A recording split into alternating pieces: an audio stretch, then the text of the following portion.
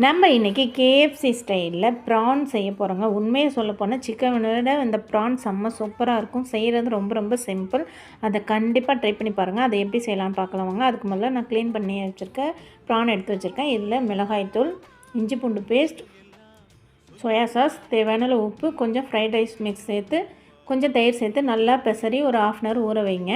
இப்போ அது தனியாக இருக்கட்டும். இப்போ இன்னொரு பிளேட்டில் மைதா மாவு, 1 ஸ்பூன் கார்ன்ஃப்ளவர் மாவு, மிளகாய்த்தூள், உப்பு, ஃப்ரைட் ரைஸ் மிக்ஸ் சேர்த்து நல்லா கலந்து வச்சுக்கோங்க. இப்போ ஒரு பவுலில் ஐஸ் க்யூப் எடுத்து வச்சுக்கோங்க. நம்ம மாவில் கோட் பண்ணிவிட்டு ஐஸ் க்யூப்பில் டிப் பண்ணி திருப்பி மாவில் கோட் பண்ணி நல்லா சூடான எண்ணெயில் நல்லா ஃப்ரை பண்ணி எடுங்க. இந்தளவுக்கு நல்லா ஃப்ரை ஆனது பிறகு அது ஒரு பிளேட்டில் எடுத்துகிட்டு டொமேட்டோ கெச்சப்போடு சாப்பிட்டு பாருங்கள். உண்மையிலே டேஸ்ட்டு அல்டிமேட்டாக இருக்கும்.